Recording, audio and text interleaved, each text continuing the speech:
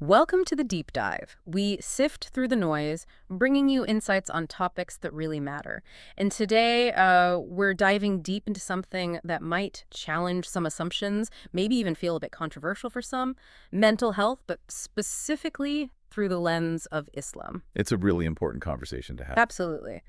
And to guide us, we've got three key sources lined up. First, a really profound lecture from Sheikh Bilal Assad.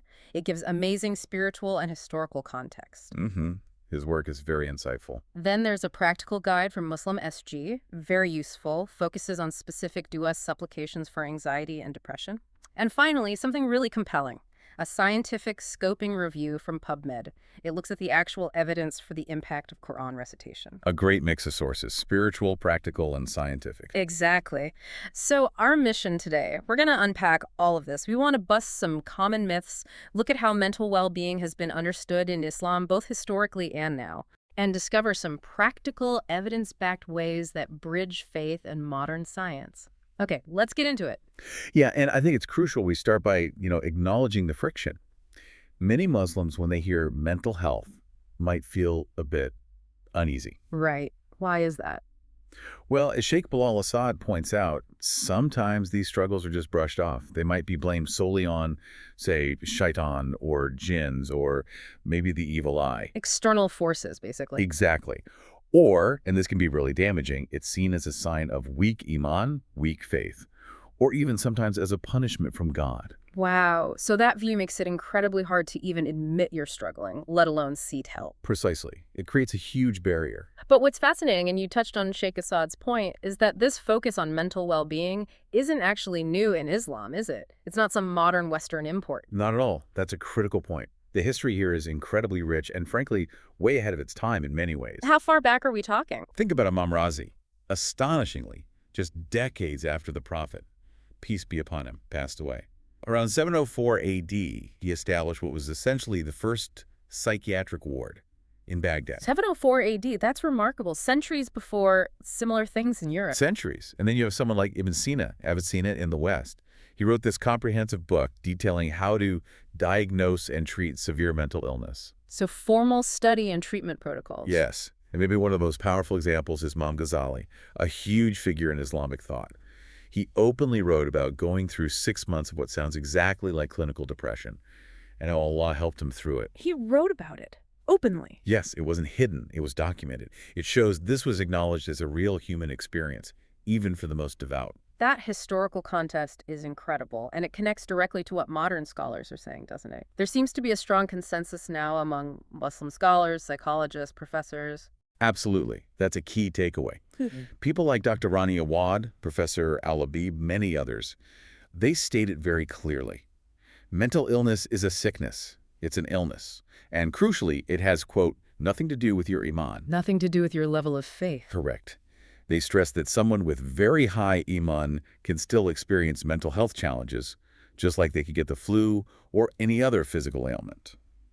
As far as we know from the sources, basically no respected Muslim scholar today denies the reality of mental illness. So the denial isn't coming from mainstream scholarship. Not at all. What they do emphasize, though, is a holistic approach. Okay, what does that mean in this context? It means including spiritual and religious treatment alongside modern therapy and medicine, not instead of, but together with. Right, not in either situation. Exactly. And this isn't just a faith perspective.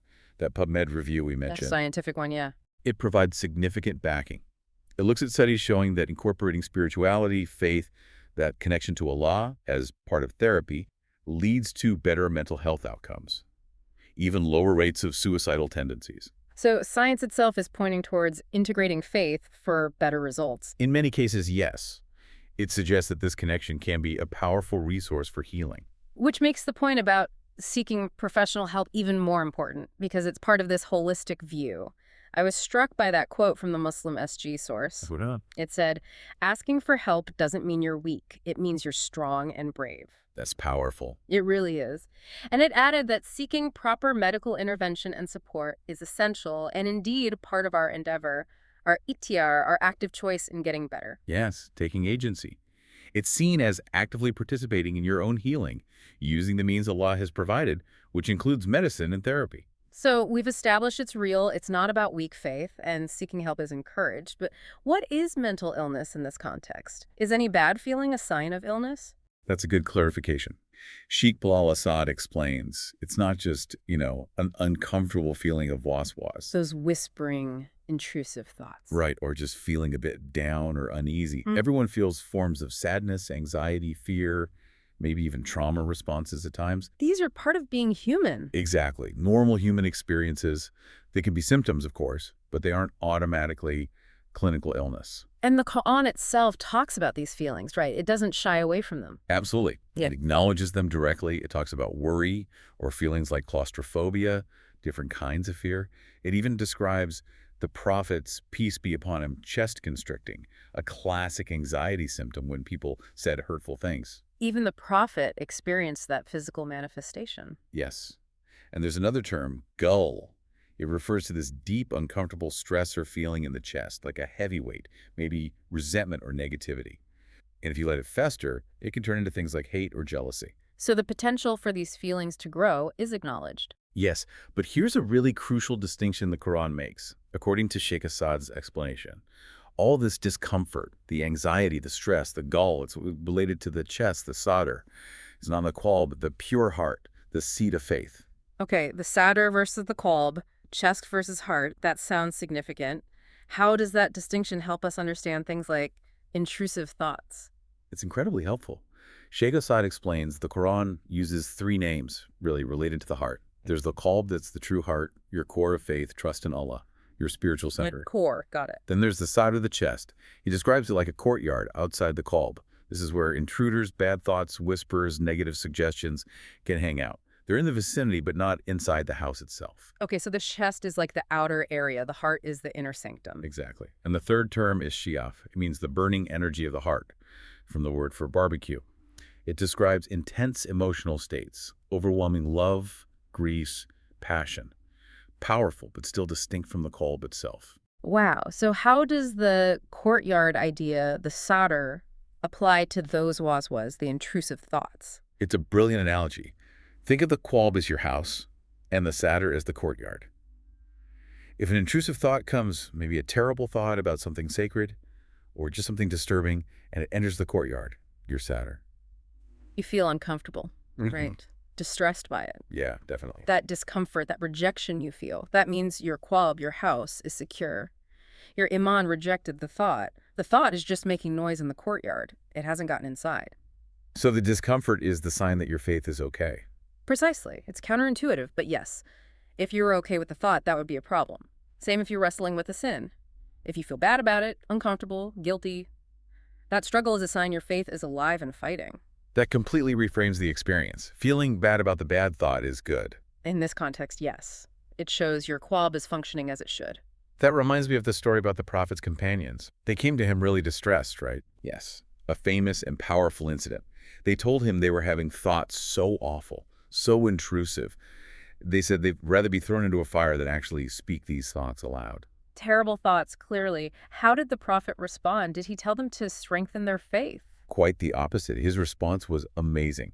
He actually smiled, he celebrated, he told them this experience, this intense discomfort with these thoughts was a true sign of true iman. A sign of true faith, not weak faith. Exactly. He explained that Allah had basically reduced the power of shaitan, the tempter, to just these whispers. Shaitan couldn't corrupt their hearts, so all he could do was throw garbage into the courtyard, sadr. Sheikh Assad calls this insight better than any psychologist or therapist you could ever imagine, because it validates the struggle itself as proof of faith. That is incredibly comforting. So if these are just whispers, just noise in the courtyard, what did the prophet advise doing about them? How do you handle waswas practically? His advice is also quite counterintuitive, especially for our modern minds that want to analyze everything. First, recognize them for what they are. Truly intrusive. They are not your real thoughts or beliefs. They are just imagined noise. Okay, acknowledge their nature. Then the key is, do not fight it. Don't argue with the thought. Don't try to suppress it forcefully. Don't fight it. No. And also, don't avoid it. Don't try to run away from situations where it might pop up. And crucially, don't go researching it. Don't read endlessly trying to figure out what's wrong with me. Yeah.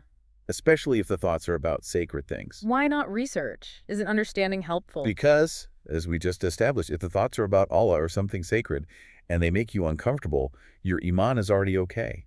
Researching often just feeds the anxiety and gives the thought more importance. Okay, so don't fight, don't avoid, don't research. What do? You don't give the thoughts importance. Treat them like an annoying person babbling in the corner. You don't engage. You don't respond. Instead, you simply focus on the task that's important to you right now. Whatever you were doing, just gently bring your focus back to that. Just ignore them and carry on. Gently redirect your focus. It's not about forceful ignoring, which is a form of fighting. It's about withdrawing attention and engagement. And understand, this isn't an overnight fix. It's a slow process. The whispers might always be there to some degree. The goal isn't necessarily silence, but for the waswas not to debilitate you, not to control your life. Withdraw attention, focus on the present task. That sounds like mindfulness almost. Very practical. It has parallels, yes. Yeah. It's about disengaging from the mental noise. Okay, that's waswas. What about self-blame then? The sources mention LAM. Is all self-blame bad? No, there's a distinction. Healthy self-blame or taking responsibility is important. If you've sinned or made a mistake, acknowledging it, feeling remorse, seeking forgiveness, learning from it, that's healthy LAM. It leads to growth. That makes sense. So what's unhealthy self-blame? That's when the blame is irrational. Blaming yourself for things genuinely outside your control. Like maybe a loved one passed away and you keep thinking, if only I'd done X or Y, or some accident happened that you couldn't have foreseen or prevented. Ruminating on the impossible. Exactly. It's a never-ending cycle because you're holding yourself responsible for something you didn't actually have power over. We need to remember the Quranic reminder. The human was created weak. We aren't perfect. We can't control everything. Is there a way to break out of that irrational blame? One technique mentioned is asking yourself, okay, if I could go back in time knowing what I know now, would I have done things differently? The answer would likely be, of course. Right. And that highlights the point. You didn't know then. You couldn't have known. So blaming your past self based on present knowledge isn't fair or logical. It helps release that burden. That's a useful mental check. So beyond understanding thoughts and blame, the sources talk a lot about the direct therapeutic power of the Quran and dua. Absolutely central. There's a core principle in Surah Arad, verse 28. Those who believe and whose hearts find comfort in the remembrance of Allah, surely in the remembrance of all the hearts find comfort. That connection brings tranquility. It's presented as a fundamental truth. Remembrance, dirk, and connection are pathways to peace. And this isn't just a spiritual claim anymore, is it? That PubMed review brought in the science. What did it find about Quran recitation specifically? The findings were really quite striking. The review looked at numerous studies, and the outcomes were consistent. Listening to or reciting the Quran was shown to directly help in reducing the level of anxiety, stress, and depression. A direct impact. Yes, and it's highlighted as being simple, affordable, practical, and cost-effective, accessible to almost anyone. Makes sense. The WHO even recommending Quranic verse booklets is pretty telling. It is. And there are physiological benefits, too. Studies showed it can help in reducing heart rate and increasing muscle relaxation. Calming the body down. Exactly. It seems to stimulate delta brain waves, which are associated with deep relaxation and sleep. It can reduce stress hormones like cortisol and boost endorphins like serotonin, the feel-good chemicals. Wow, actual biochemical changes. Apparently so. Psychologically, it was found to improve the level of mood and attention, increase meditative effectiveness, and enhance relaxing performance. And pain management too, right? That was interesting. Yes, it seems to help reduce the level of pain. This could be due to the inherent melodic quality, the focus it requires, or specific verses about healing. Shifra, like a form of music therapy almost, but with deep spiritual meaning. That's a good way to put it. Overall, it leads to improvement in physical status and quality of life. But maybe the most crucial aspect is the spiritual one. It helps supply peace, reduction of fear, and get closer to Allah and strengthen moral belief. It reconnects you. That blend of physiological calm and spiritual reconnection sounds incredibly powerful. And for listeners wanting specifics, the Muslim SG source listed some really potent duas. Yes, specific supplications for specific needs. Like the one prophet Yunus recited from the whale's belly. La ilaha illa anta subhanaka inni kuntu minaz zalimin. That raw plea acknowledging fault in God's perfection. A prayer for times of deep distress and isolation. And the dua for calmness, Rabbi Shrali Sodri, asking God to expand the chest, ease the task. Very relevant to that sadder concept. Directly asking for relief from that constriction. There's one for confidence in Allah. Rabbana, alayka tawakkalna, declaring trust and reliance. Strengthening that core belief. And the one for hardship, Hasbi Allahu la ilaha illa huwa, repeated 7 times. Allah is sufficient for me. A powerful affirmation of reliance. Each one carries deep meaning and connects to specific psychological and spiritual needs.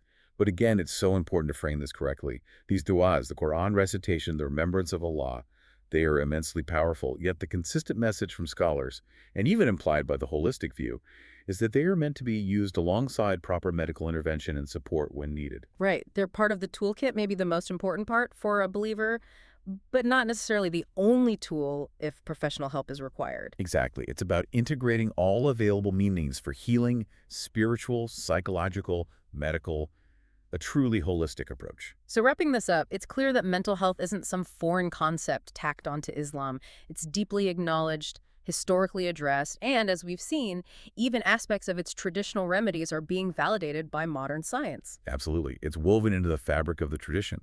Understanding these insights gives us both ancient wisdom and contemporary validation. It offers a really robust framework, I think, for navigating the inevitable challenges of life and maintaining well-being. It really does bridge that gap between the sacred and the scientific, offering comfort and practical steps. So, as we close, here's something for you, the listener, to consider.